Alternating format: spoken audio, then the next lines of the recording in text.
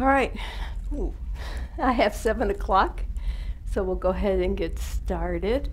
And people will trickle in as they come, and that's fine. And if you need to get up or stretch for any reason, please feel free to do so.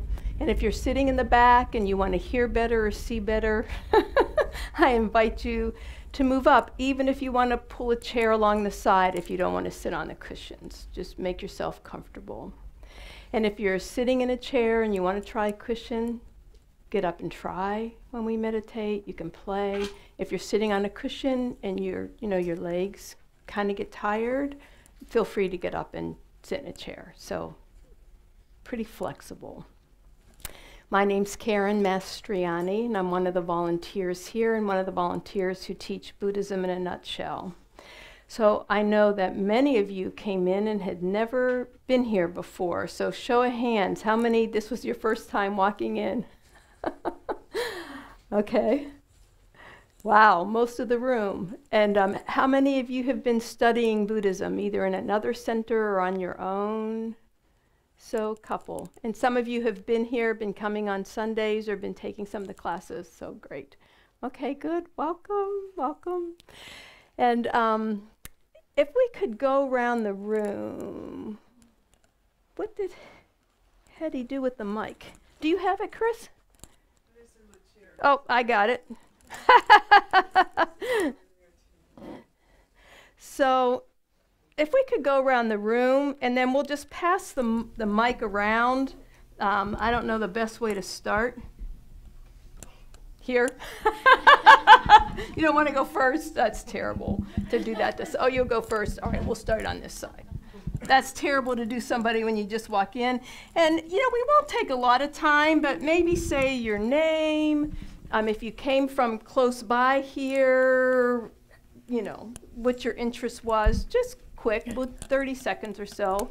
Just introduce yourselves. My name is Alana Ben-Arroyo. I'm from North Raleigh. I lost my voice, but I'm actually going through a divorce right now, so I'm trying to meditate and get focused again. So, thank you.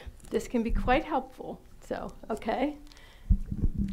My name is Brenda, and I moved to the Cary area in 1992. And, from where? From Pennsylvania. Okay. Mm-hmm. And I am here to learn a new way of thinking. This will do that. Hi, I'm Jen Kazachek, and I've been coming on Sundays for almost 2 years. Oh, and wow. I haven't been able to make this class until now, so I'm super excited. I'm from New Hampshire, lived in North Carolina for 5 years now. Just came from work. So. Okay, great. I'm Jason, and live in Cary, and just want to learn different ways to meditate. Very good. I'm Ellen. I live in North Raleigh, and I've been interested in learning more about Buddhism for quite some time, so I'm excited. Finally made the step. Hi, I'm Sean. I'm from North Raleigh. I've also been interested in Buddhism for quite some time and think it will complement a lot of the other things that I've been studying and exploring. Okay, yeah. The North Raleigh people, we need a carpool. Traffic was a disaster. Go ahead. Hello. My name is Rilka. I'm kind of from everywhere, but I started out in Berkeley, California. Lived in New York for a little while, then I'm here now. I've studied Buddhism for a while, on and off. I think it's really interesting. I think it's a great way of life. So this is my first class here. And it is a way of life. And if you hold the mic up closer, we could hear you better. You almost have to, almost like you're eating an ice cream cone. You want it that close. Hi, my name is Deontay. I've been coming for about 6 months. I've been to the meditation 101 class. So just coming to really learn more about Buddhism and expand my practice. Okay, great. Hi, I'm Matt. I'm from Cary, and I'm just trying to add a little structure to my practice. Hi, I'm Jonathan, and I'm pretty new to Buddhism, so just came to as a fresh beginner. Good, okay.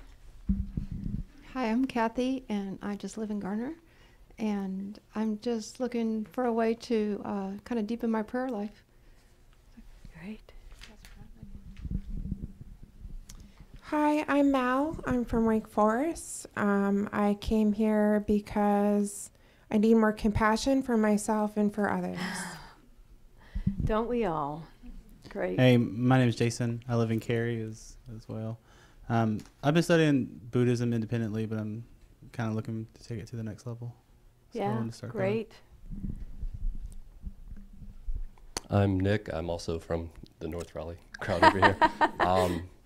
I was just curious. I know nothing, so Yeah, very good. Fresh mind. We'll see. Hey, I'm Jason, and I'm How actually many with Jasons Nick. are here? That'd be easy. I'll just So say I think it's Jason. 3. Go ahead. I'm sorry. That's all right. Like Nick, I'm just curious also. Okay, great. So. Hi, I'm Paula, and I'm from Garner, and I've been coming here for several months now, and just wanted to learn a little bit more about Buddhism, and just I want to feel enlightened, and then be able to just live a better, more peaceful life, and be able to learn to meditate as well. I can promise you, you won't leave here enlightened, but you'll leave here maybe with a little information. Well, some of you might already be enlightened. I'm not passing judgment. Go ahead. I'm Jonathan, and I'm from Raleigh. This is my first time, and I'm interested in learning more about Buddhism and meditation. Okay, great. I'm Asian Jason, and I took a Buddhism class in college like 25 years ago, and I would love a refresher. Yeah. Oh, yeah. You'll need one. So when I say Jason, I'm not anybody can answer. Hi, I'm Elise. I'm a student. I'm a grad student at NC State. Okay. And I'm originally from Canada. And I'm here because I'd like to learn how to be still. Yes. Hi, I'm Maureen. I actually live very close by. I great. came here last year taking the meditation 101 classes. I really enjoyed it. I'm a holistic health coach, so I want to help others kind of deepen their spiritual practice. So I'm very interested in learning more. Great. Yep. Oh, yeah. Go around and then. Okay. My name is Kayla. I'm from Raleigh, and I'm going to second that, just trying to be still and quiet my mind. Hi, I'm Jamie from North Raleigh as well, and I'm just here to learn a little bit more about Buddhism. So. Okay. I'm Frances, most people call me Red. I live in Apex, and I've been coming hit and miss on Sundays for a while, and here just to learn more about Buddhism and compassion for myself and others. Yeah. Hey, I'm Lisa, originally from West Virginia, here in Cary now. This is my first time here, and I guess I want to declutter my brain and learn some peace in my own mind and go to sleep without it going, all the stories, all the chatter. I'm Shannon. I'm from Cary, and I'm married to the first Jason. Yes, he's Jason with an E. How to distinguish him. And I've always been interested. I've read about Buddhism and found that it fit my life more than the traditional religions that I grew up with. So I was interested in learning more about it. Great. Hi, my name is Patrice Graham, and I live in Cary. And I attended Meditation 101 here a couple of years ago. And I'm a yoga instructor and self-help book enthusiast. So trying to weave all of the bits and pieces that I've learned about together in one course. Okay. Hi there. My name is Ben. I'm a student at NC State. I've taken a few classes that have touched on a few like Buddhist texts, and I think that it could be something that like could help me grow as a person. So I wanted to come here to take it more seriously. Great. Hi there. I'm Clea, and I think I started coming a little over 6 months ago when my mom passed away, and she's kind of like my hippie mom, who is a little Buddhist, a little Taoist, a little Native American Indian, but we had had her memorial at the Chicago Buddhist Temple, and I was like, surely there's a temple near me. And so that's and you why I found came. us.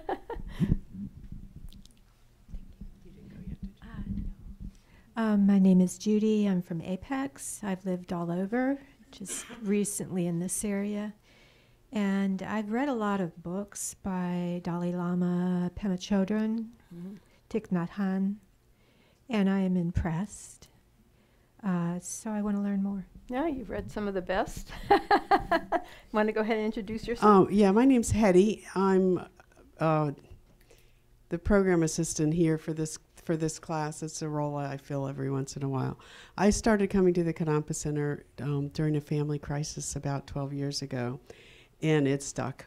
So I've been coming ever since. And it's a slow slog for me. So to learn everything. But Karen's a great teacher. This is going to be a great class. I think you'll enjoy it. Thank you. Chris, you got a mic back there? Okay.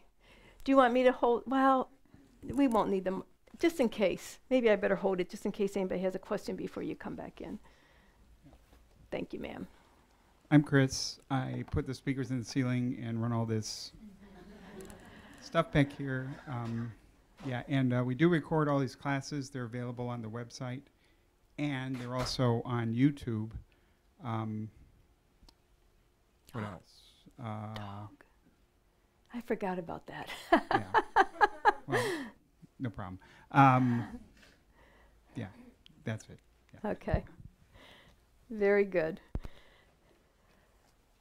Okay, so I'm Karen Mastriani. I mean, you just met two other volunteers. Our center is run on volunteers. We have one paid staff, Jill Marie, who some of you have met, and Jill is our center manager. She couldn't be here tonight. She usually comes on the first night to welcome everybody, so she said she'll be here next week to say hello, and you'll get to meet her.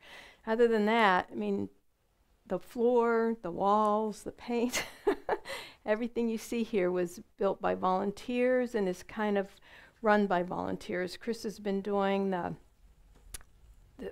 audio visuals for years. I mean, just, you know, it's just people kind of find their niche, and there's always something for everybody to do. So I'm one of the instructors for Buddhism in a Nutshell, and then I've had different roles. I've been on the board. I held an office on the board for 3 years. It's a 3-year commitment. I've done fundraising for the center. Some of the cushions you're sitting on, I actually ran a sewing project. We made cushions and these long mats, and we made hundreds of cushions. We've made them for Light of the Path, which is one of the retreats that we do. I'll talk about that with y'all.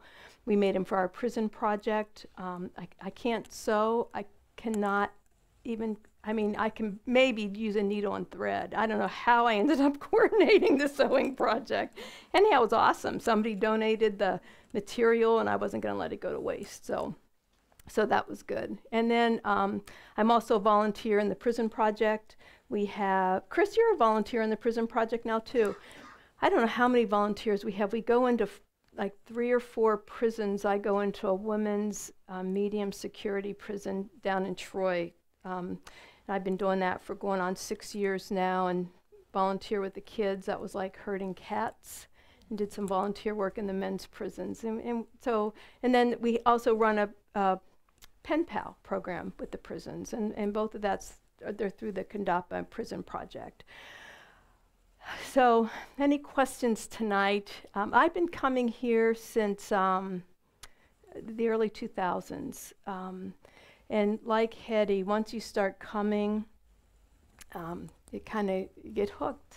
And I've been coming regularly ever since. This will always be part of my life. In my other life, where I have a real job, I do consulting, and I'm a co-founder of Dimensions, and we work with industries in the area. We look at what we can do. We kind of melded. It's my husband and I. We founded the company, and he's a very active member here as well, and we looked at how can we combine our Buddhist practice with what we see in corporations, and how can we make the workplace a better place. So that's kind of our tagline. and we help to create safe work environments, physically, psychologically, emotionally safe. We focus on well-being, employee well-being, and then we cultivate leadership development. We find that it takes all three to really make the workplace a great place and to make a difference in employees' lives so they feel better at the end of the day instead of feeling like the life was sucked out of them at the end of the day. I know that some of you came in and didn't get a chance to introduce yourselves. I don't want to put you on a spot, but would you like to introduce yourselves? And no, somebody's shaking their head no, and I'm okay. I'm Jen. Jen, hey, welcome. Is this your first time here? No. Okay. She's not. She's your friend. Very good. Okay. So, when I started coming here, probably like many of you, I felt like I was plopped in the middle of something and I had no idea what I had gotten myself into. We were in the old center, which was in a basement. You had to go down this little back of this office complex, down like this little alleyway. It was dark. I thought, heck no. I started walking down that little alleyway. I turned around, started going back to my car. And a member who still comes here said, no, wait, come on, I'll walk you in. I'll show you how to do this. So it was lovely. But we started taking classes, and then I felt like I was dropped in the middle of something. I didn't understand what I was hearing. I kept thinking, oh, we got to wait and start from the beginning. And as you'll learn in this session, or not this session, but during this class, there is no beginning. And so even if you feel like you've just kind of been dumped in the middle of something, it's not, that's not abnormal. It's pretty typical. And then you start putting all the pieces together, and it starts to kind of make a little bit more sense, but it's ongoing. You can never go back to the basics enough. You hear it differently. You learn things differently. It's just constant growth. So I encourage you to stick with it. It's a journey. We're all here for different reasons. Some are just curious. Some want to learn more. Some maybe think that Buddhism might be your path. This class is not to even encourage anybody to become a Buddhist. It really is just to kind of give you a good overview.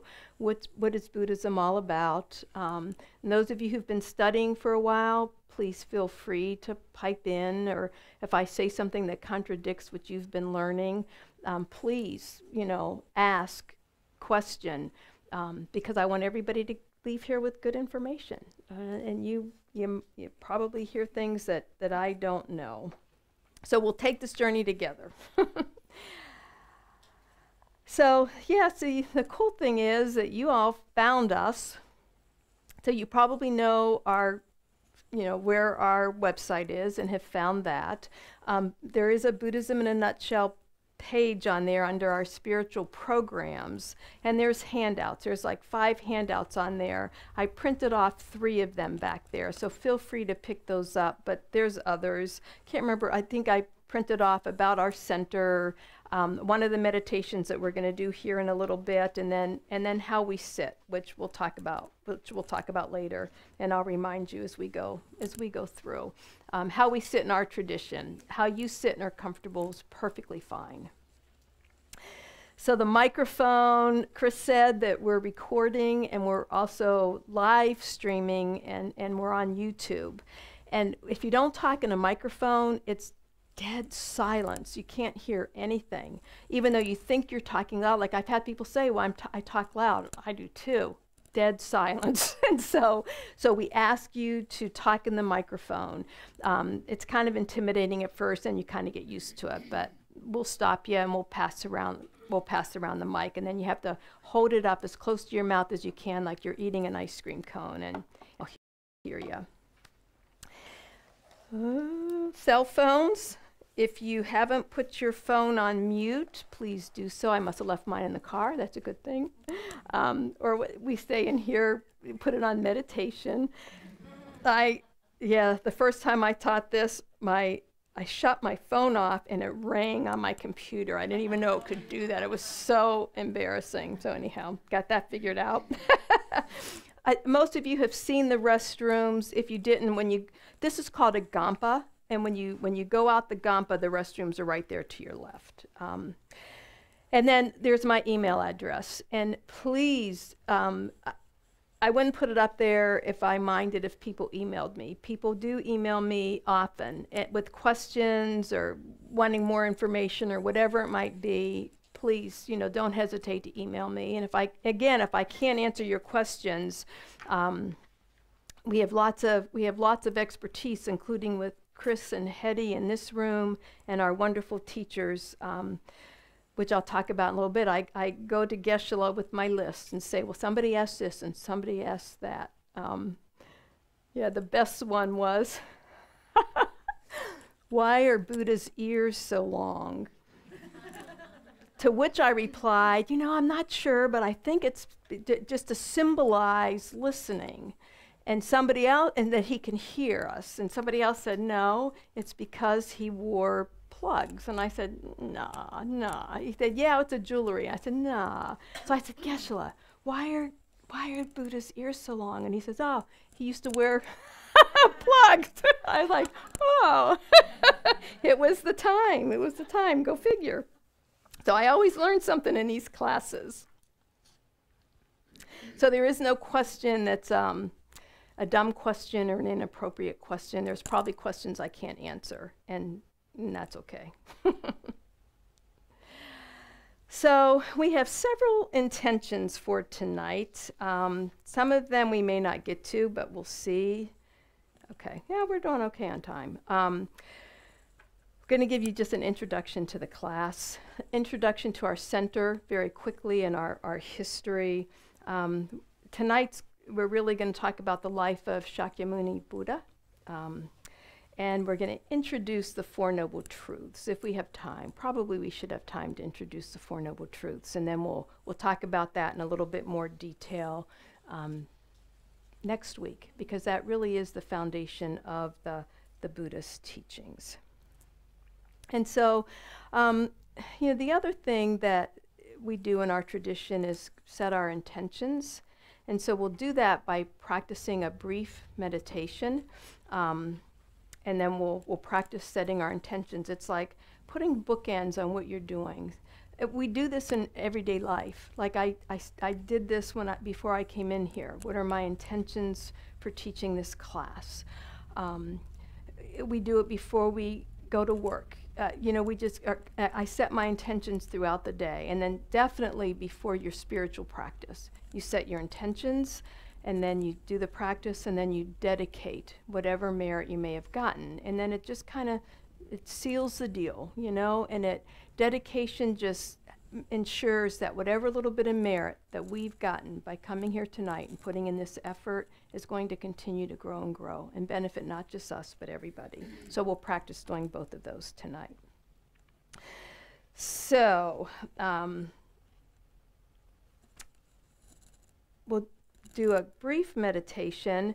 The word for meditation is gom, which means to be familiar. And we're going to become familiar with our minds. And that sounded to me like the reason that many of you are here. How do we begin to settle that craziness that is going on in our minds all the time? That most people think that is normal. And so you realize that there must be a better way or another way.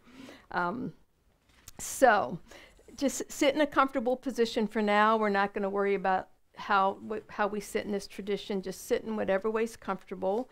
The only thing is that if you're sitting in a chair, it's a good idea not to lean back, but to try to sit forward a little bit and feet flat on the floor, and that kind of makes you sit forward because you have to scoot to the edge of your chair, or you can grab a cushion and put a cushion under your feet. And if your feet are cold, grab a cushion. You can use cushions under your feet. That's fine. We sit on them, so your feet on them's okay. And then I invite you just to begin to close your eyes. And if you're not comfortable closing your eyes, just shift your gaze downward so you're looking down and not being distracted by all the colors and the tankas that are hanging.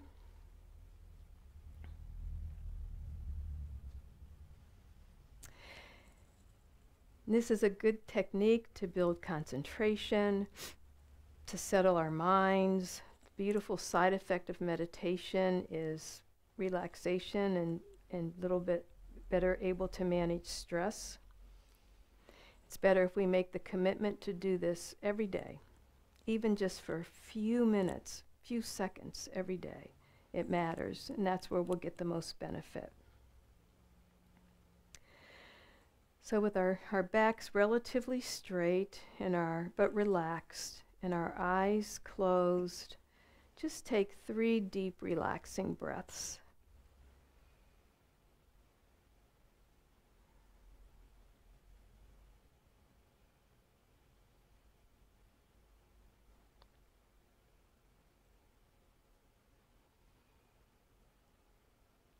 And just let your mind settle. Return your breath to a natural, comfortable rhythm for you. And just feel the rise and fall of your shoulders or your chest, or the rise and fall of your belly as you inhale and exhale.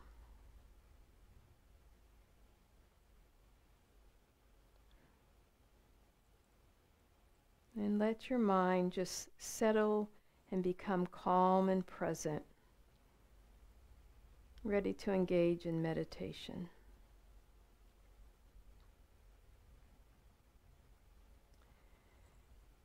And just think about why you came here tonight. You could have done so many other things between the weather, school, early release, or late start, crazy work schedules, losing an hour's sleep this week, all the things stacked against us. But you made the effort to come. And just think about why you did that.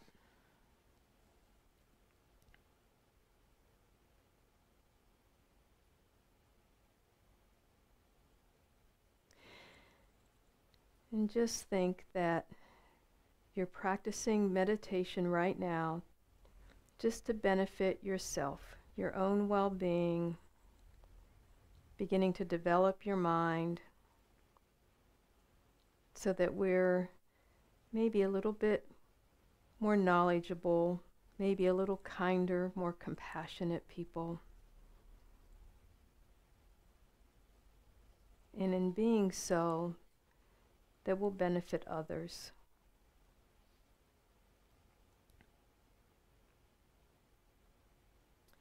So we're just going to practice awareness of the breath and counting our breath.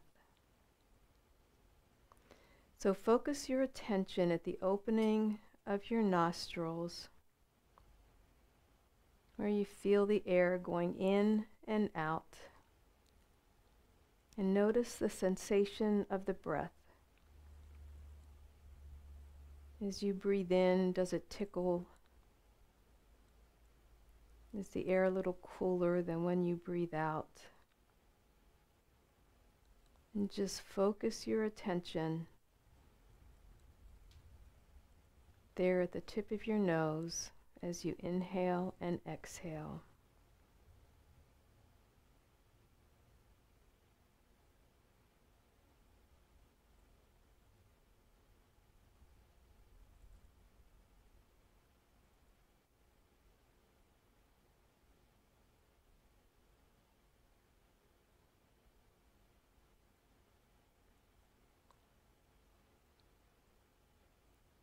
And realize other thoughts are going to pop up. You know, like, am I doing this right? What am I supposed to be feeling? Your to-do list. Just crazy things pop up while you're sitting trying to meditate. And that's what the mind does. The practice is noticing that and bringing the mind back to the focus of your attention, back to the object, which right now is our breath.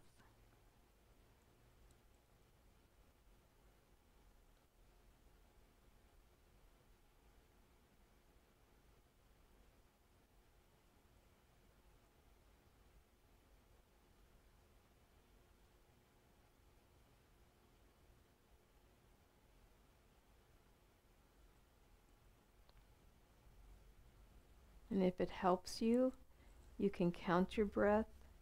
Each in-breath and out-breath is 1.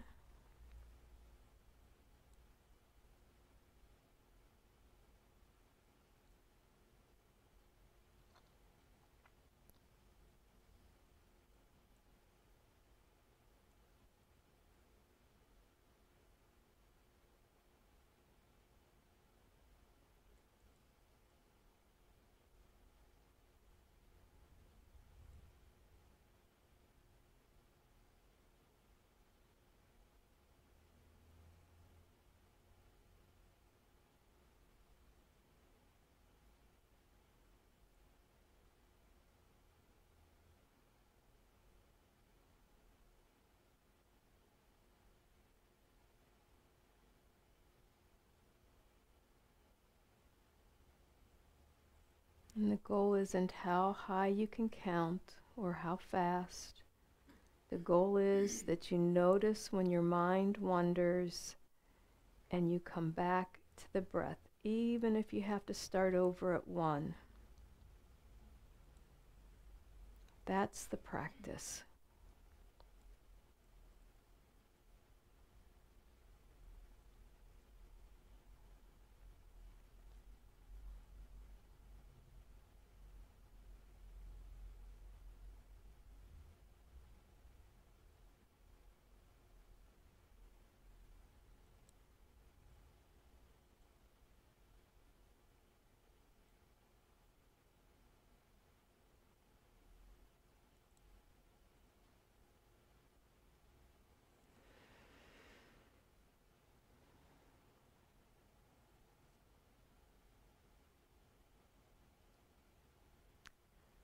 And just cement your intentions for being here, for finding us.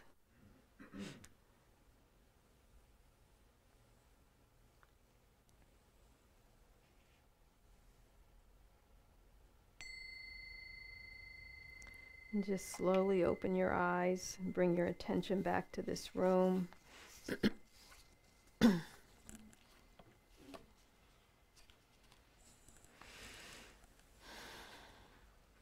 That okay for everybody? Okay.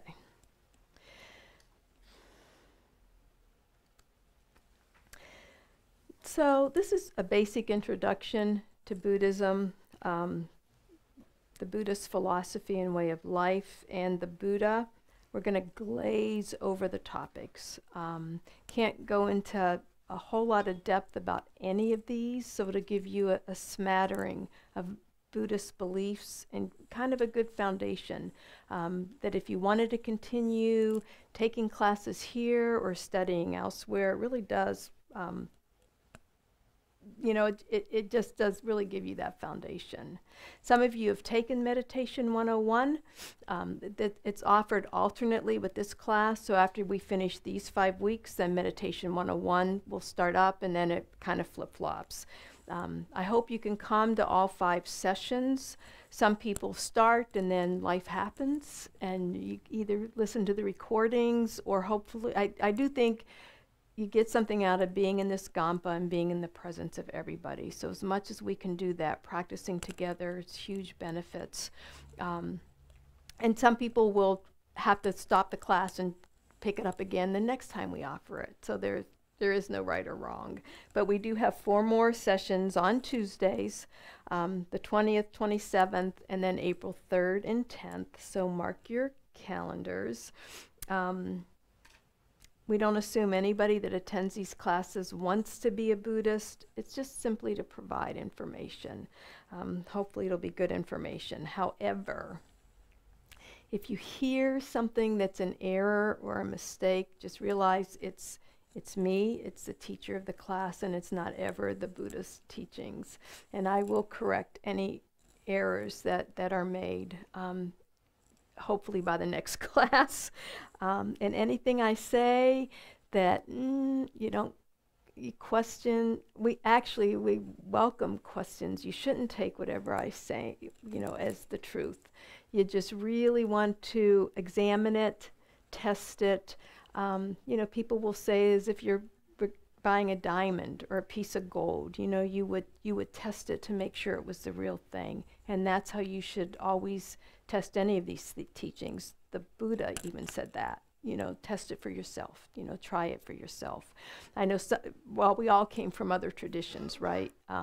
It's kind of, we have this awesome children's program here, and it's kind of nice to watch the next generation. You know, they are being raised in Buddhist families, so that's kind of really nice to watch. Most of us came from another tradition. In my tradition, yeah, you didn't question. If you questioned, it was not good for you at all, and you really didn't get an answer. So we encourage you to ask questions, to test it, to not believe everything that you hear, and actually just, there's some things where I just thought, don't buy it. I mean, I literally put it on a shelf for years and then came back to it and start looking at it again, and you sit with it. You think about your own experience, and that's where the meditation really combines nicely with Buddhist teachings, because you sit and you contemplate and you really do, it's more of an experiential feeling that you get. So we encourage everybody to do that. We do have a book that goes along with this, except nobody's running our bookstore tonight. You don't have to buy it. It's Buddhism in a Nutshell. Venerable Amy Miller wrote this along with Lama Zopa and Lama Yeshe. And she was just here about a month ago giving teachings at our Center on Death and Dying. It was really good. Did any of you get to that? Did you all get to that? No. And it does have, the first time I read this book, I don't remember when it was, but I just listened to it because I could pop it in my car, and I drive a lot. So you do have the DVD you can listen to as well. But it gives you a good foundation, and that's available to complement this class in any of the handouts if you're interested. So we're going to just give a quick little overview of our beautiful center here, which we're really proud of. And I tell you that there's literally not a day that I don't wake up and think, holy cow, I'm in Raleigh, North Carolina, in this thriving, incredible Buddhist center. What a gift, and how did this happen here? It's just, don't you think about that always? It's just mind-blowing to me. And it's pretty special. We have one of the largest FPMT centers, and I'll talk about that here in a second. I think anywhere in the world, definitely anywhere in the United States, and I think we're one of the largest anywhere. So it's a pretty thriving, awesome place. So we were founded in 1991 by Dr. Don Brown. They used to meet, there were a handful of people, they met in each other's homes and studied Buddhism. He had started his first Buddhism class when he was in medical school in Birmingham, Alabama. Started a discussion group, and then when he came to North Carolina, immediately started one here. And then in '92, he invited Dr. Robbie Watkins, who was in medical school with Don. He invited him here to become the director of our center, and Robbie's been the director ever since. You'll see him on most Sundays here. You'll see him on most Wednesday night teachings here, and several other teachings as well. And they're in practice together in Cary, and I don't remember the name of their, McGregor Family Practice, I think is the name of their practice. I don't remember now. We are part of the Foundation for the Preservation of the Mahayana Tradition. We're the Mahayana tradition, and in one of our sessions we'll talk about what that means. It's an international nonprofit organization, and it was founded by Lama Yeshe and Lama Zopa Rinpoche, who are the two pictures on either side of the picture of His Holiness, right behind the statue. Lama Yeshe is on the right, and Lama Zopa is on the left of His Holiness. So they founded this in 1975 because they wanted to bring Buddhism to the West. They were just unbelievably devoted and committed, and the effort that they made in not speaking a word of English to learn it and to bring it here so that we could all benefit from it is just phenomenal to me. Lama Yeshe passed away, and I never met him. I think he died in the 80s, the early 80s, from heart disease. Lama Zopa is very much here. And he comes to our center, every couple of years, and he'll give a teaching here at the center. And then we've been doing a retreat up in Black Mountain. He said for 5 years he would do a retreat, and this is our 6th year coming up. I don't know if it'll ever end. It's just the most lovely place to do a retreat. He had a stroke a few years ago, and we missed a year, and then he just came right back at it. So it's pretty wonderful. Even if you could just come here to listen to one of his teachings would be pretty awesome.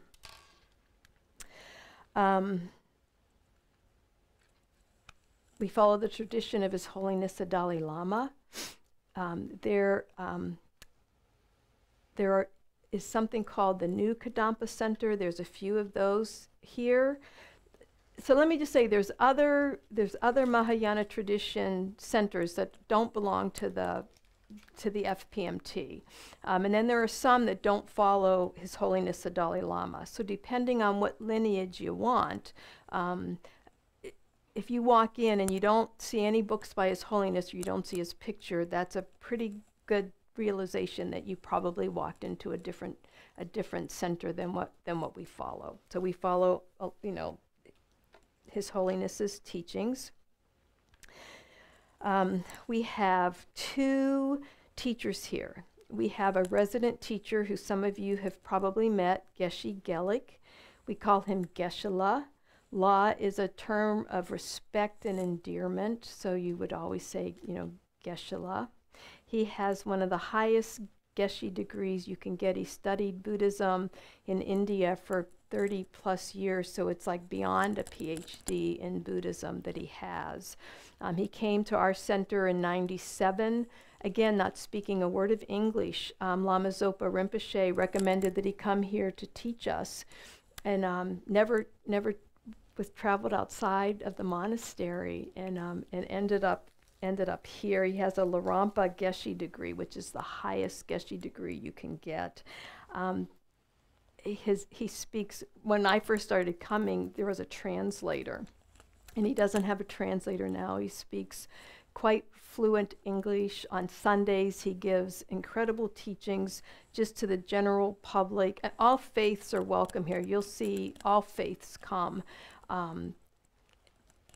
in this class, and as well into any of our classes, and as well as on Sundays. So he gives a teaching on compassion and warm-heartedness, and it's usually really very helpful. We actually have 4 ordained nuns. One of them is in Florida. We say she's in Florida on loan. She's teaching at a center there. She's been there for over a year, and she'll probably be there for another couple of years, but she'll be back. So we still have 3 nuns here at our center, and they do teachings at our center. And then we have a second Geshe. So to have a Buddhist center in the West is, in Raleigh, North Carolina, is pretty phenomenal. And then to have 2 Geshes is just almost unheard of. And Geshe Songpo came in, I don't know, maybe 2006 or 2007, I think he came. And he came to help be a caretaker to Geshe-la. So some people will call Geshe Songpo Geshe-la. Usually if they're both together, it's Geshe-la and Geshe Songpo is how we address them. And he's wonderful with rituals. He's given beautiful teachings here, so he also does a lot of teaching. And he's traveling now. He's in Bodh Gaya, which we'll talk about here in a minute, and doing 100,000 prostrations. That's one of the practices that he's doing while he's there. Any questions, comments? we moved into this building in 2007, I think it was. Before that, we were in that basement that I had mentioned earlier. And this building looks, well, yeah, I guarantee it looks nothing like it did before we bought it, but literally it doesn't. I mean, it was major construction when we bought this building that we did to put the children's room in and add this wall and, oh, yes. Let me, wait. Thanks.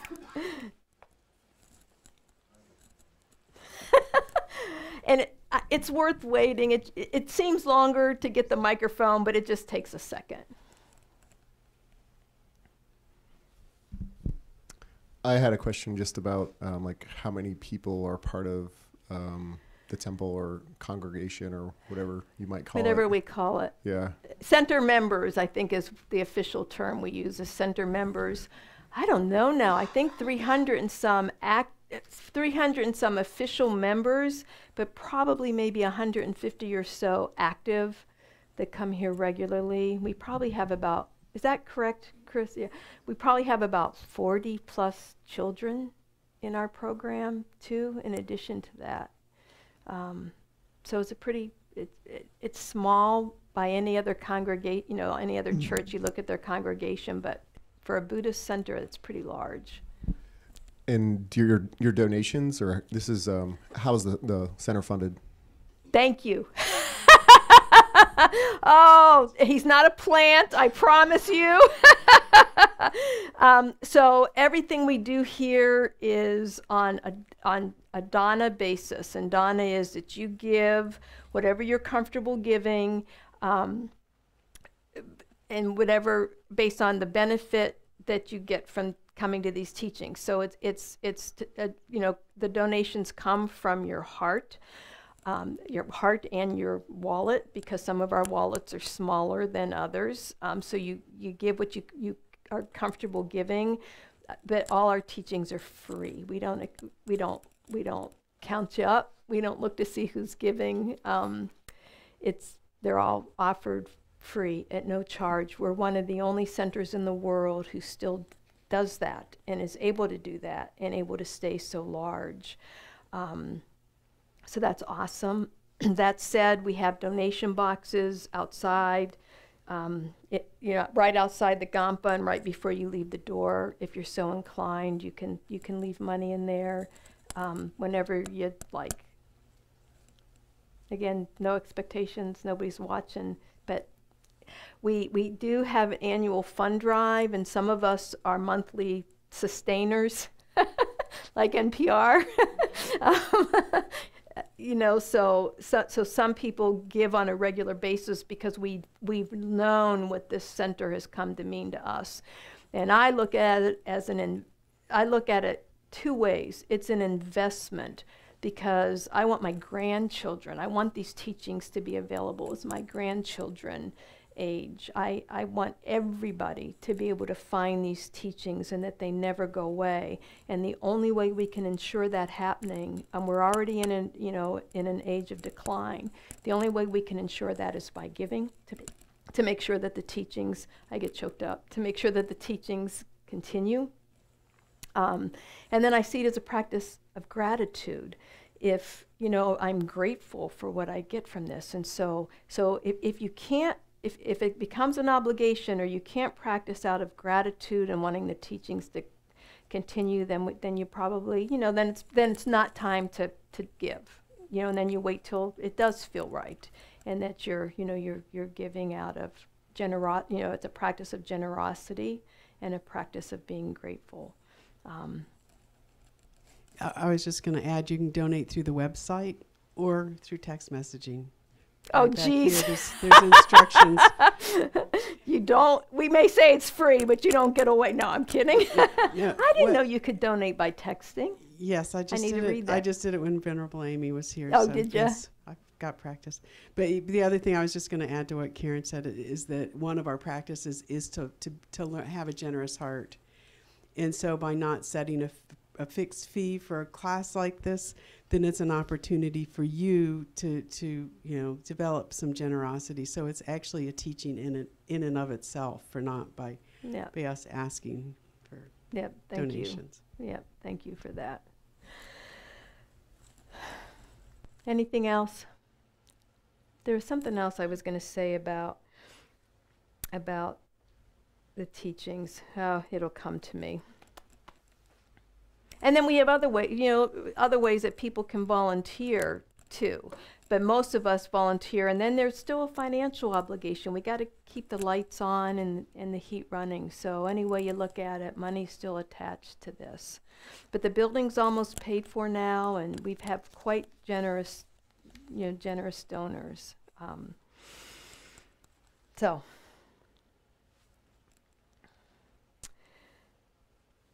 So, what is Buddhism? There's several points just to think about, and we'll keep adding definitions as we talk. I think the one thing that I want to mention is that Buddhism is technically not a religion. It was never thought of as a religion. In the West, it probably has gotten more religious undertones as we kind of meld it with our Western way of life. But it really is a philosophy and a psychology. It really is a way of life, and it's a science. His Holiness, the Dalai Lama, started and continues to be an active participant in the Mind Life series, if you've ever seen those or read anything about those. And that's where there's scientists on the stage with His Holiness that they debate certain aspects of Buddhism and science. So it's quite fascinating. So not really a religion. It's really the study of and the science of the mind, your own mind and your own way of being in this world, and looking at what is the mind, what is our mind. That we often didn't grow up with that. We're really familiar with our bodies and our senses, but most of us just take for granted that little chatter in our head all the time, those stories that we constantly have, is our mind, and that is reality. And I just heard this great quote, and I use it all the time. I get it wrong, but that chatter is very real, but not necessarily true. Yet we followed along and we believe it. And the practice in Buddhism is to look at what's the true nature of the mind, which we'll talk about what the mind is. How do you keep trying to achieve that and kind of settle down all the clutter that we have in our mind. And that true peace and happiness comes from this practice, that we realize that it's our minds that creates our suffering for us. Not that bad things don't happen out here, believe me. I've had my share. It does. But it's how you deal with that, how you address that. And it's all here and not external, both our suffering and our happiness. So it's about the mind, understanding this full potential of our own reality. And everything that we're going to talk about in here, just take it as a hypothesis. You don't necessarily have to believe it, but just think, the hypothesis of the mind and what the mind is, and then just see how it plays out even over these next 5 weeks. And realize that the prayer flags, the tankas, any chanting or prayers that we say here, they're all to benefit the mind. There is no kind of external devotion. Like you don't necessarily pray or bow to the Buddha like you would to God or Jesus. And we'll talk about what all that means as we go along. And really to be Buddhist means that you're following the teachings of Shakyamuni Buddha. All of these, all along the side of the altar, across the top and down the other side, the little orangish books that have the little flaps on them, those are the 84,000 teachings of the Buddha, all there. there's only, I don't know how many sets there are, but we have one of those that was made and brought here for us. And you'll hear a smattering of what the Buddhist teachings are. So we're going to talk about the Buddha's life and what he exemplifies. And it really starts with his search for answers. Just like all of us, part of the reasons that we found this center is, what is the meaning of life? And there's got to be something more to it. And who am I? And why am I here? Why is there suffering? I mean, that was some of my questions as a child that I couldn't wrap my arms around. And and some of the answers I wasn't buying because it just didn't make any sense to me. So it's those kinds of questions: what happens when we die, etc. So many of us are still trying to find the answers, and the Buddha was searching for those answers. And now we do have the internet at our fingertips. But so as you're Googling and scrolling through things, just look at the sources and make sure they're accurate. I see quotes from His Holiness the Dalai Lama, and I think he never said that, or from the Buddha, and I think, oh. There's plenty of true quotes, so be careful with that as well. So the Buddha was born a little more than 2,500 years ago in the 6th century BC. So he was born before Jesus into a large clan called Shakya in Lumbini, which is probably like Nepal, where Nepal is today. And he was born into a royal family. His father was a king, King Shuddhadana, and his mother was Queen Maya. And Shakyamuni Buddha lived a really very sheltered life. He was the prince. He was born as Prince Siddhartha, which a name that probably many of you have heard, Siddhartha Gautama. And he is our historical Buddha. He's the most recent Buddha and the Buddha that we know in our lifetimes, which is the other thing kind of unique, to be born when the Buddhist teaching is still here. He was a human being like the rest of us. He struggled with those questions on what is life. And so the name, so he went from Siddhartha to Shakyamuni Buddha. And so the Shakya clan, and then Muni just means sage. So he's considered to be a great sage. And his life really exemplifies what we're searching for, and based on what he found. So he didn't start off as an enlightened being, although that's debatable. Many feel like maybe he was a Buddha in a past life and then just realized that again when he was reborn. But for the most part, he's the Buddha that we know right now. There are elaborate stories of his childhood and his birth, but he lived a pretty blissful, peaceful life, had anything he could possibly want. And his father wanted him to be a great king. And so a sayer had said that Shakyamuni Buddha would either be a great king or he would be a religious leader. So his father sheltered him from all religions and religious teachings, and he also sheltered him from any suffering. He knew the compassion of his son's heart, and he didn't want him to see human suffering. So he never saw anybody sick, die, or even get old. So pretty sheltered life. He actually married at the age 16. He has a son, Raoula, who did some teachings and did some writings as well. So we have some of those. And although his father kind of ensured that Siddhartha would have everything he wanted, it was not enough. And so he was curious of what was outside the gates of the kingdom, and he conned his buddy, his charlataneer, Channa, to take him outside the gates. So Channa snuck him in a chariot, and they left at night. And I think he was like around, it was before he was 30, maybe in his late 20s, 29 years old. And he saw an old man.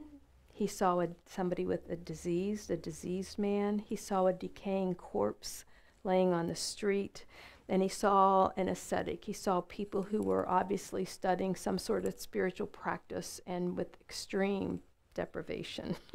And Chana would explain to him what all those were, because Shakyamuni had never seen such suffering before. And then he began to, so then he went back into the palace, and then he began to realize that all the people that he loved and all the people there in the palace with him were going to get old, suffer, die, including his wife and his son, and even he himself. So it made it more and more difficult for him to stay there. And so he decided to leave the palace. He wanted to become an ascetic and study along with the others, and just keep learning. And he became more and more dissatisfied with his learning. So he and 5 companions who ended up coming to a lot of his teachings once he became enlightened, but he and his 5 companions really set out extreme deprivation, extreme starvation. They gave up all worldly goods, including food. They were living on morsels, a lot of self-mortification. So after nearly 6 years, almost starving himself to death and almost dying, somebody helped him. He ended up on a riverbed, and somebody helped him by offering him food. He realized that that's extreme deprivation probably wasn't the way. After 6 years of that, he still wasn't any closer to answers. So one day he was sitting by a river, and a boat floated by, and there was a musician playing a guitar on the river. And what Siddhartha noticed was that if the strings were too tight, the instrument didn't play very well. And when the strings were too loose, the instrument didn't play very well.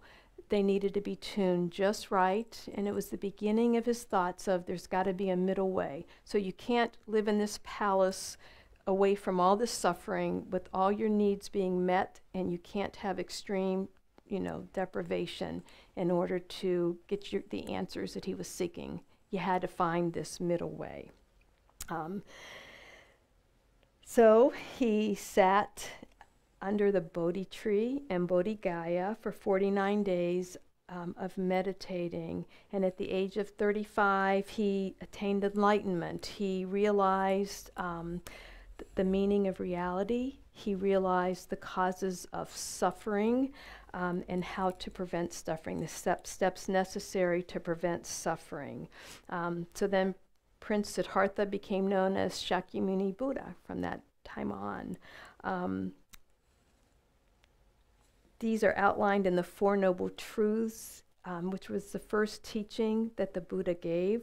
And we'll talk about that in just a minute. And then once he became enlightened, the Buddha really taught for about 45 years after that. He died well into, he was 80 when he died, or in his early 80s. He would teach to anybody who was interested, and it started with those 5 ascetics that he was initially hanging out with as they were studying, trying to figure out the meaning of life. And they felt like he was a traitor because he ate. And then he sat under a Bodhi tree eating instead of, this all the suffering that they had. Then they started listening to him and realized, like he learned something sitting under that tree. So he died in Kushinagar, and he died laying on his right side. His arm, I've never been there. This statue is there with he was laid on his right arm. They say that that's one of the best ways to sleep and to position your body. We have a monk right now who's taught at our center several times, Venerable George, and he's in a 3-year retreat, and he tries to sleep on that, in that position that the Buddha was in on his his head resting on his right arm, just said to be a good position that for the mind and to help get rid of negativities and to help with our good practices. So from this sheltered, wandering monk to enlightenment. And again, we call him Shakyamuni Buddha, just because of that was the name of the clan. Muni being great sage, and he is the fully enlightened or awakened one. That's what a Buddha means.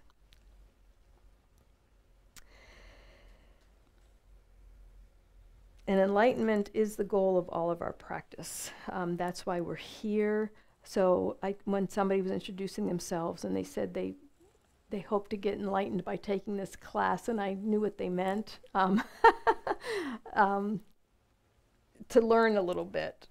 And, some people can become enlightened in one lifetime. Who knows? Most of us will take many, many lifetimes of passing through to achieve enlightenment.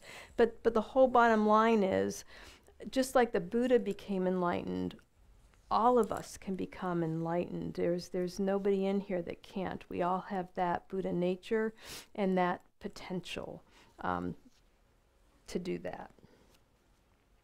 And it really is just that state of infinite compassion and infinite wisdom that we're trying to reach. So a couple of things to remember is that the Buddha is not a creator. In Buddhism, there is no creator God. It's like some people say that, it's an atheist religion, and it's not really atheist. God wasn't considered. There wasn't a place, and it depends how you would define what God is, how you would define a definition of God. But Buddha was a man, just a human being like the rest of us, and he realized the truths. So there is no creator God. As a Buddha, you remove all delusions and obscurations in our minds, all negativity, and you only have a positive state of mind, just this pure positive state of mind. It's complete bliss and happiness is how it's described. And we'll talk about what the negative states of mind are in another class. And really, Buddhism's teaching is how to do that. Like the Buddha laid out the path for how we can become enlightened, achieve complete happiness that is completely free of all suffering and just that bliss.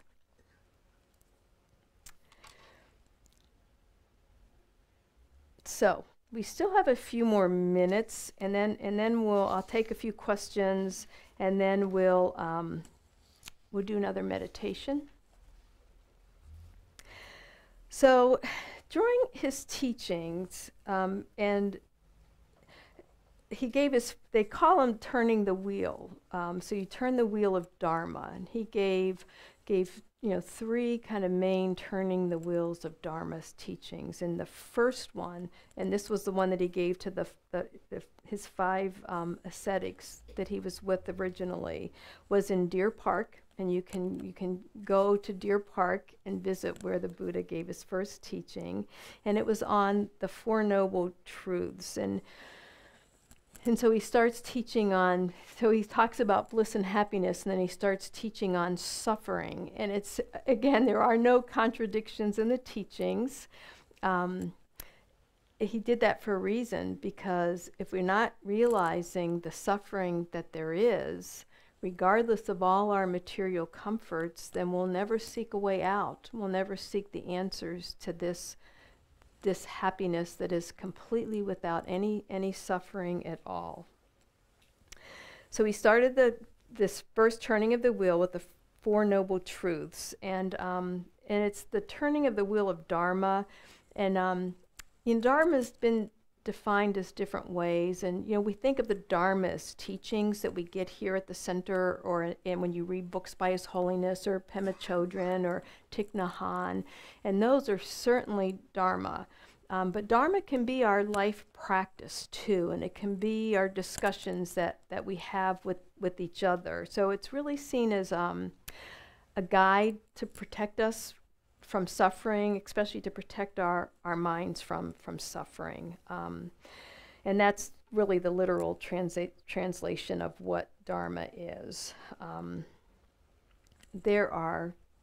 We're all different. We all came here for different reasons. And just like all of us are different, there's 84,000 different teachings that can meet all of anybody's needs. That's why the Buddha gave so many teachings. And so the turning of the wheel were just his main teachings that he gave. Not all 84,000. So, when you discuss the Four Noble Truths, the analogy that's often used is to think of it as a physician, bless you, and if you have a disease and going to a physician. So the first noble truth is the truth of suffering. You have to realize that there is suffering.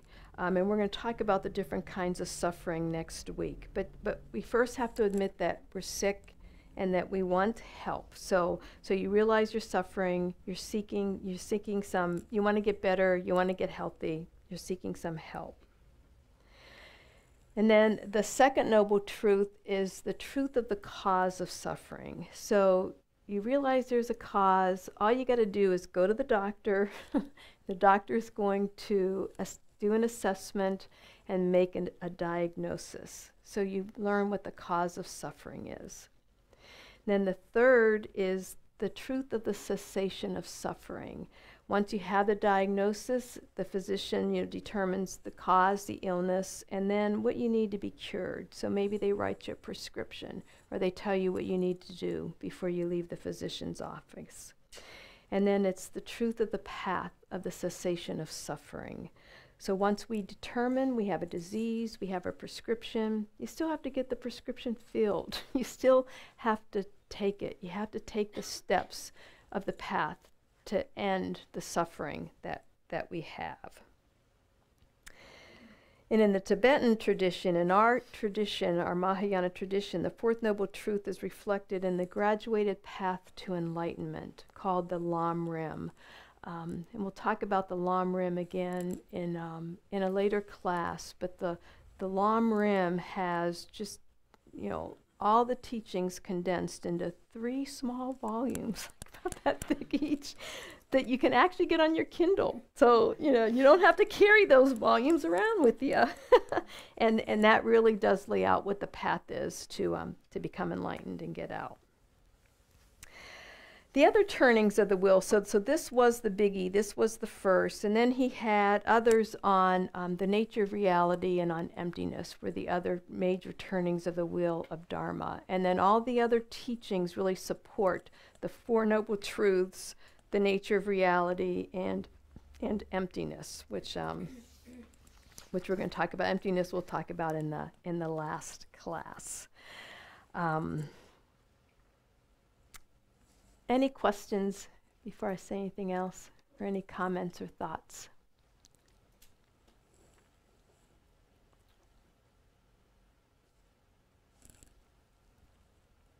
Okay. So when the Buddha gave his step-by-step teachings in the Lam Rim, an Indian teacher, Lama Atisha, which is this statue that we just recently brought to our center in the fall, probably weighs, I don't even think about how much that statue weighs. I couldn't even watch them lift it up on that altar. I bet you it weighs over 500 pounds. It's just unbelievably heavy. But he was a teacher in the 11th century who was brought to Tibet by a Tibetan king to bring Buddhism back to Tibet. It had gotten kind of, they got kind of off the path. And so he went to Tibet and he brought the teachings back. And he wrote one of the first teachings on the Lam Rim. And then it got expanded into the 3 volumes by Lama Tsongkhapa, who was born in the 14th century. And I know we have Lama Tsongkhapa somewhere up there. I think he's in the middle of the two with the yellow pointy hats. He's in the middle there. And he translated Lama Atisha's work. Okay. So, I'll talk about what we're going to do next week, but let's do a meditation, and I'll talk a little bit about the position and how we normally sit. And if any of you want to practice on the cushion, you can practice on the cushion or stay seated in the chair. But it's considered a 7-point posture. And we'll go through the 7 points. And then I think that's one of the handouts that I put back there. I think that's one of the handouts. There is a handout on the website as well, on the 7-point posture under Buddhism in a nutshell. So they say that the most stable and like one of the best postures for meditating is a full lotus posture, which means both feet on your thighs with the soles of your feet pointing towards you. I can tell you the few times in my life that I was able to do it, it is extremely comfortable and stable because then my legs don't fall asleep because there's no pressure on them. Most of us, I'm just going to do a half lotus now because it's too painful to even watch me get into a full. Most of us just do either a half lotus where you have one foot with the soles of the feet pointing at you, or you're just sitting cross-legged, or maybe not even cross-legged, maybe one leg in front of the other. The key is that, you want to be in a relatively stable position that's going to be comfortable, that in theory, when we're meditating for long periods of time, we can maintain that position for a longer period of time. And most of us get squirmy after a while, and you have to move positions, and that's fine. If you're on a cushion, you want to sit on a relatively firm cushion. A lot of times I use 2. You want your hips higher than your knees. So a lot of times I kind of stack 2, so one's a little bit leaning down, and then I can get my knees down towards the floor and my hips up a little bit. It's more comfortable, it's a more stable position, and it gets your spine straight. The goal is you want your spinal column to be relatively straight. We'll talk about that. If you're in a chair, you can either sit cross-legged in the chair, or you can feet flat on the floor, not crossing your legs, using a pillow if you need to. And again, you want you want to sit up straight so that you're not slouching back in the chair and you're kind of not leaning forward. So your arms are kind of loose to your side. They say not to keep your elbows too tight in. And these all have practical reasons. So the practical reason is to let air through, because remember, you have great yogis who practice for hours and days, and so it keeps air flowing through under their arms. So your arms are out a little. Our practice is your right hand in the palm of your left hand with your thumbs touching, and your hands usually sit loosely, kind of right below your belly button, kind of right in your lap. Your shoulders and your arms should be kind of relaxed. And you've tried to prevent sleepiness, so it just kind of helps with that. Your back being straight is probably the most important, regardless of where you can sit or how you sit. So even though it's relaxed, you want to be kind of upright and with your vertebrae just stacked on top of each other. And your head slightly tilted downward, your chin just slightly down, so that if I pulled a string from the top of the crown of your head, it would just be pulling that whole stack of vertebrae straight up. So relatively straight. And this really helps your energy flow. It's all based on energy flow and chakras, and the best energy flow we can get is really important. Your eyes, again, just for concentration. Your eyes,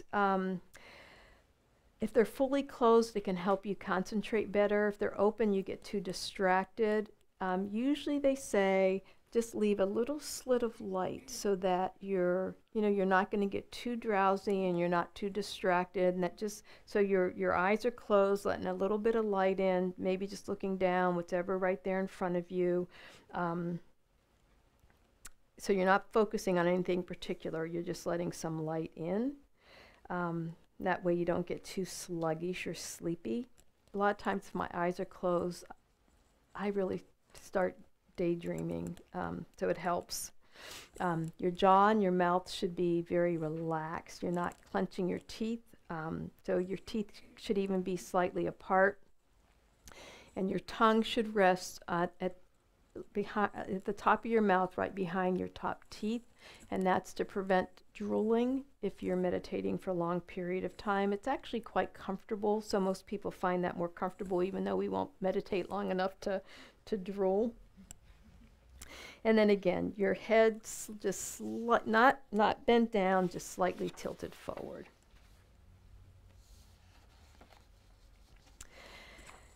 And so in this position, again, just take a couple of nice deep breaths.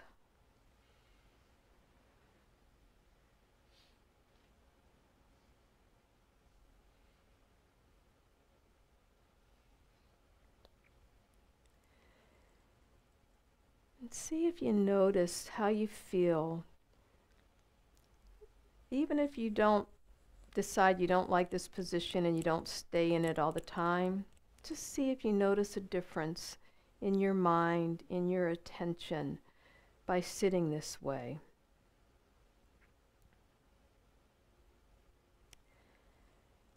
It really is telling your mind and your body, you're not sitting down to watch TV, play computer games, chit-chat with your friends. You're telling your mind you're sitting down to meditate, and you mean business.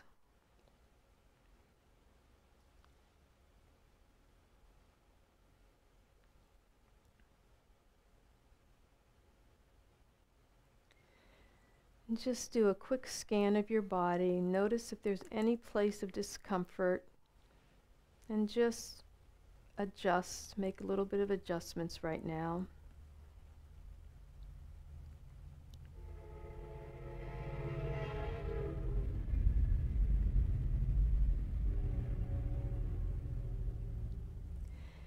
And then return your attention to your breath.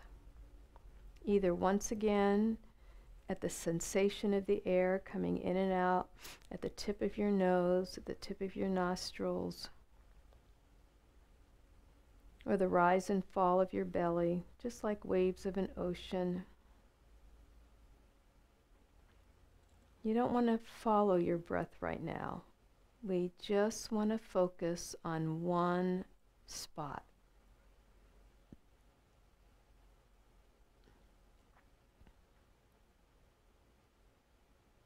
And concentrate as if nothing else matters.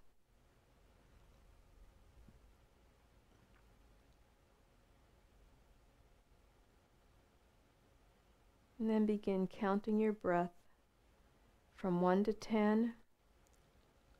And then if you get to 10, try counting backwards. From 9 back down to 1.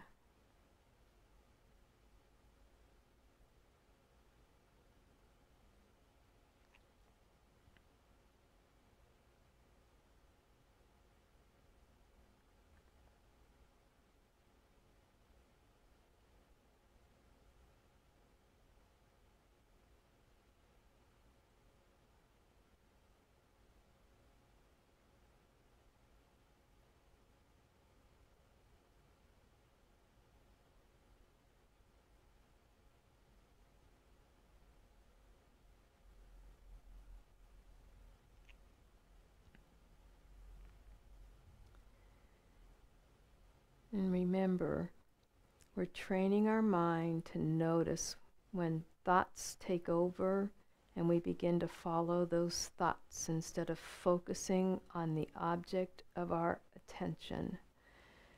We want to notice when the mind wanders and gently and kindly bring our attention back to the object So it's either your breath at the tip of your nose or the rise and fall of your belly.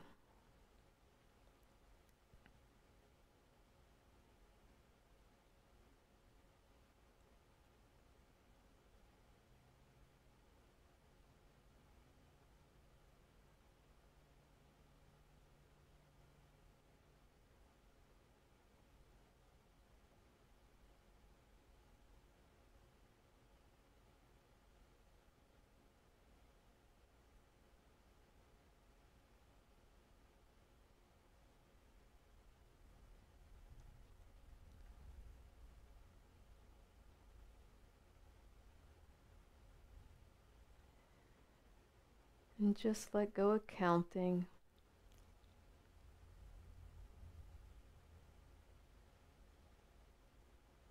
And just follow your breath for a couple of breaths.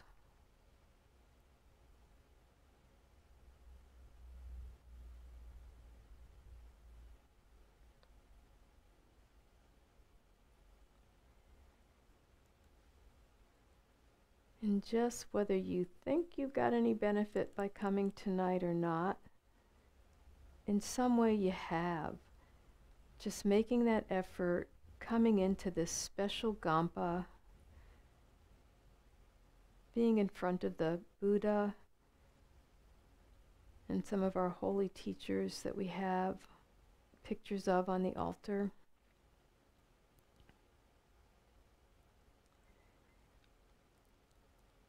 And dedicate any merit just from being in this space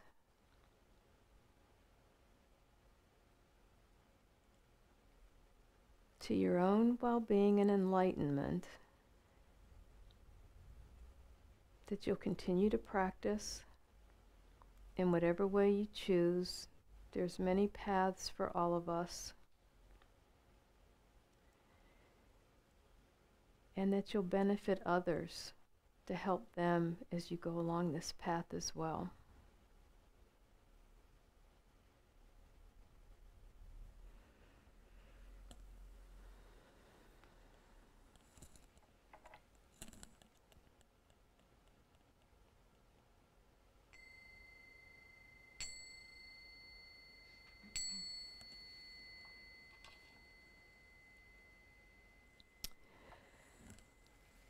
So I encourage you to practice this week 2 minutes a day, 1 minute a day, sitting in your car before you get out of your car to go to work, or sitting in your car in your driveway before you pull out to go to work. Sometimes that's the only time we have. Taking a shower, pause, come back to the present. Think about, taking the shower rather than your to-do list and everything else we have going on in our mind. John Kabat-Zinn had this wonderful quote in I think it was in his first book, Full Catastrophic Living, where he said, be careful when you're taking a shower because you never know who you're taking a shower with. It might be all your coworkers and your kids, and because that's what we do, right? And then be gentle. You sit there and you think, when I used to sit to meditate, I used to get physically ill. My stomach would tighten. I mean, it was just the most awful feeling. So I kept shortening the time until I could do it without, just feeling that sense of tension that I felt. So be gentle. Whatever you have to do to make it work, just try. Just try for the next week, just to sit and settle your thoughts in your mind and just practice not trying to follow those thoughts. And then, any questions or experience you have, we can talk about it next week. And then we will talk about just a little bit more about meditation next week. We'll talk about the Buddhist view of the mind. We'll go into a little bit more detail on the Four Noble Truths and the types of suffering, and a little bit more about what it means to be a Buddhist. Remember, pick up handouts if you didn't pick them up, but they are available at the Kadampa Center. hopefully next week there'll be somebody in the bookstore. I know some of you were looking at other items, and so hopefully we'll have somebody working the bookstore. And this is just one. I do have a reference list and some more books that I'll add to it that are really good.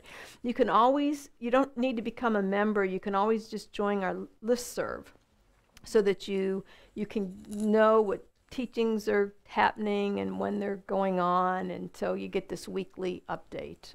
So it can be quite helpful if you want to get on our listserv. Any questions before you head off?